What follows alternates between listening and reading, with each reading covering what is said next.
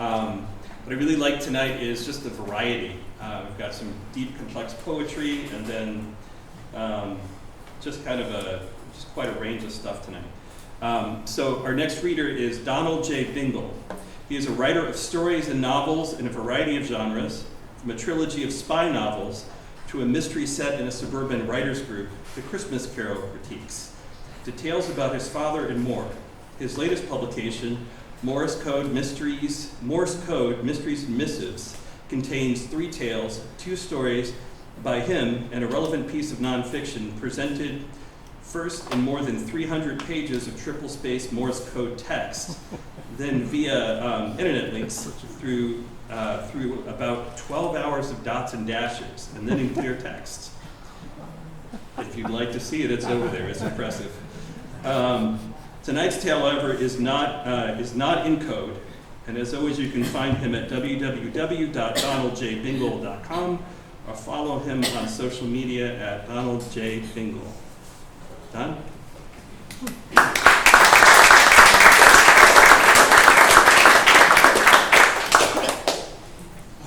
Before we started, a couple of people asked me what I'd been doing since we were last here.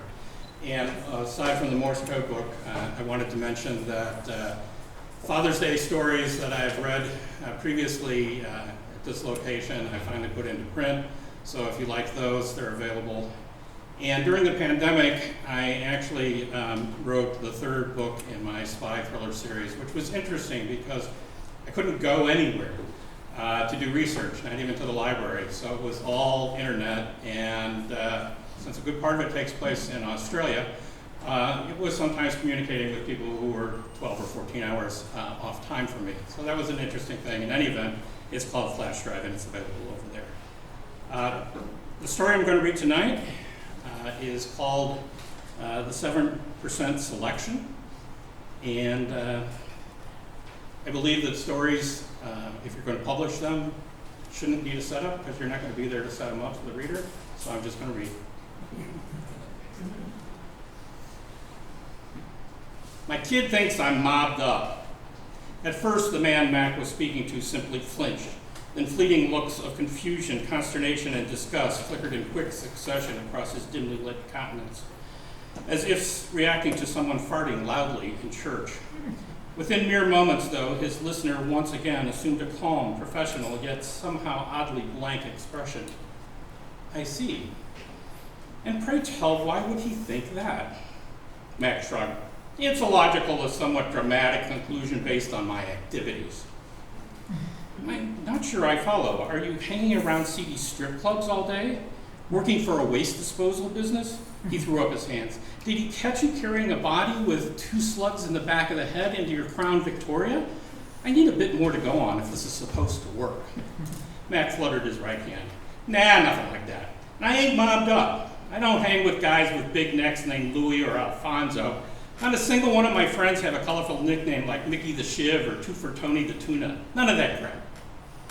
So what led to your son's dramatic hypothesis? Well, he's getting old enough that he noticed that, we're pretty well off on the financial side. The wife and I, we never fight about expenses or shopping or money. Big house, 2 cars, vacations to tropical islands.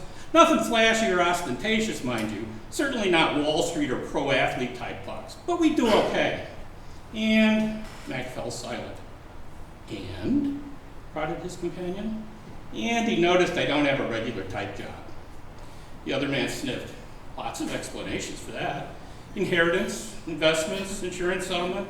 There must be something else that led your son to suspect something nefarious.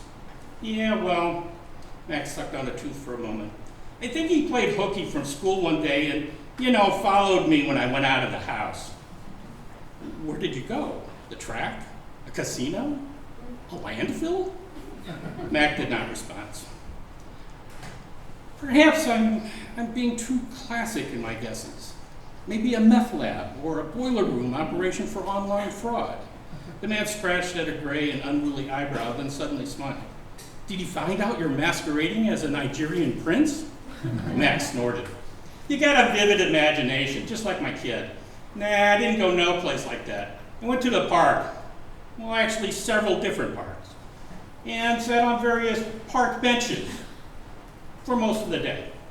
Had a couple conversations. Doesn't sound particularly sinister unless you were taking clandestine photos of young children or something like that. Jeez, nothing like that. I ain't no fucking perv, pardon my French. Mac hesitated before continuing, but his companion just stared, apparently waiting for him to finish his explanation, so he finally did. And my kid, he noticed that when I got home, I was carrying a paper bag with cash in it. A lot of cash. Well, he thinks I'm some kind of bag man for the mob. You know, running a protection racket or laundering drug money or maybe collecting big on illicit loans. A sensible position based on the facts as he knows them. But I'm not doing nothing illegal at all. You say that with such conviction that it sounds like you're trying to convince yourself it's true. People just don't sit on a park bench and have people walk up and give them money. You sure about that? The gray-haired man huffed. Well, panhandlers, you know, beggars and homeless people get handouts, but not the type of money you seem to be talking about. Mac pressed his lips together and tilted his head to one side. Maybe that's because their donors aren't sufficiently motivated. His conversational partner rolled his eyes. I assure you, Mac, that blackmail is quite illegal. If your son figured out you're running some kind of extortion scheme, you shouldn't find it surprising that he thinks you're part of a criminal enterprise. Nah, just a minute.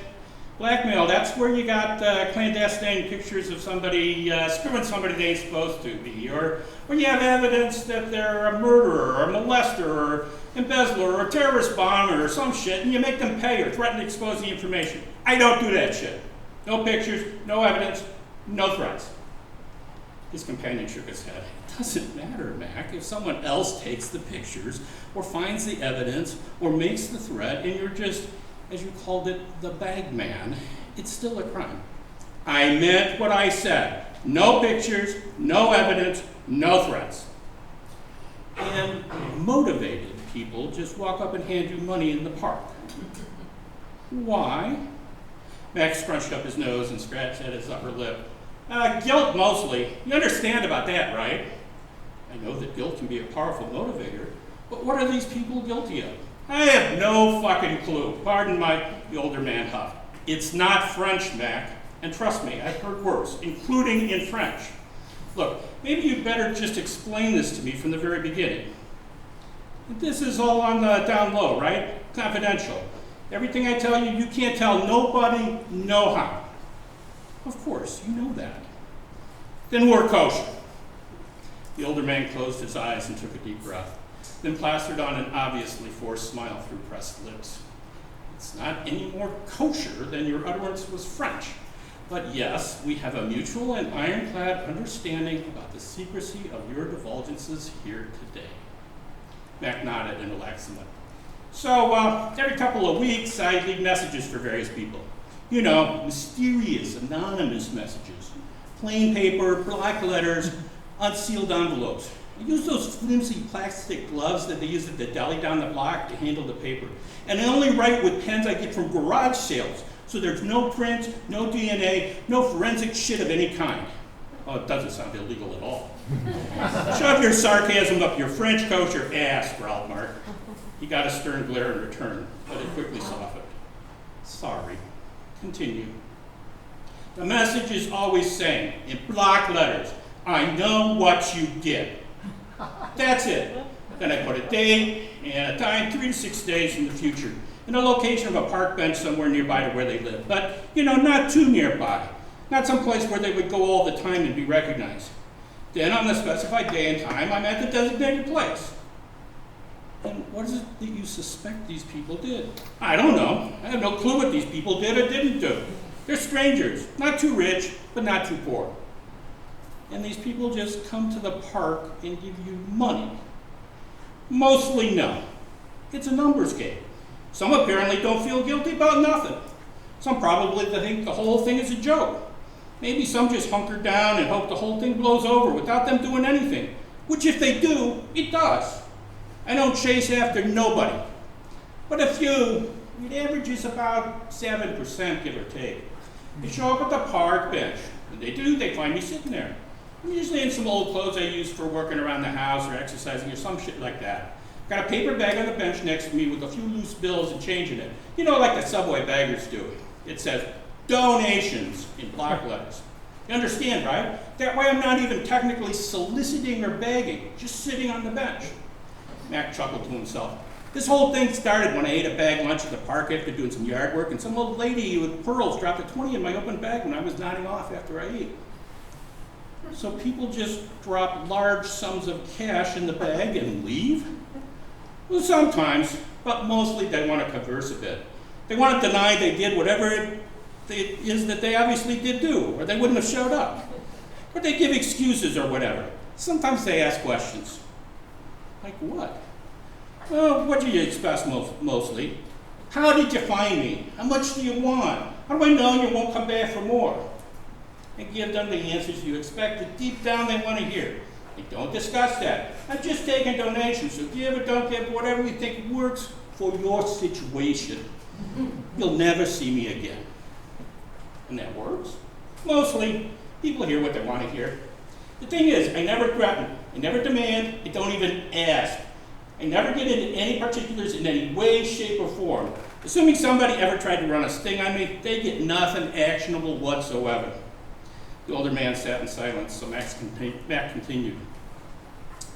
The trickier part is when people want to see proof of what I might know, or they get belligerent or whatever. Mostly I just say something simple and generic and truthful in response. I don't have anything on me to show you. I got nothing to prove. I'm just a guy sitting on a bench. You can simply walk away if you want, and I won't stop you. If they're acting too squirrely, I just stare for a few moments at some random guy looking in my direction. They can assume what they want about who he is and why he's looking where he is. Does anyone walk away? Sometimes, but not often. I mean, they wouldn't be there if they didn't do something they think somebody might know about. Of course, I ain't stupid. I not only make sure that nothing I say might be considered a threat or extortion, nothing personal about them that might even suggest I stalked or targeted them. But I will wear Kevlar under my shirt, and I have a whistle, and a keychain with a mace spritzer in my pocket. Never had to use any of them so far. The way I figure, there's a good reason for that. This whole enterprise, it self-selects for people who have not only done things, but are also feeling guilty about it, or overly concerned about getting caught. But that tends to weed out the psychos and the professional bad guys. Still sounds risky and immoral. Life is risky. As for immoral, I'm not convinced. I like to think that I provide a service by which people who have done bad things can atone for their sins with a bit of cash and a bit of self-reflection. But you understand about that, don't you, Padre? The old priest gave him a slit-eyed look, then reverted back to a bland professional demeanor. Now that you've confessed, let's move on to your penance. Nah, don't worry about that. I'm one of the 7%. I'll self-select my own Our Fathers and Hail Mary counts, plus what I need to drop in the collection box on my way out, based on my personal perception of my own feelings of guilt. By the way, your collection box is much classier than my paper bag. And he shrugged towards the confessional. This box is much more compelling than a park bench, if you get my drift. He snorted and shook his head. I can't hold a candle to you guys. Max stood and started to leave, but turned back. Just one more thing. Professional to professional. You'll get a lot more honesty in the booth here, and a bit more cash in the collection box if you were to start every conversation with, I know what you did. That's right. It doesn't work on everybody, but it works well enough to make a good living.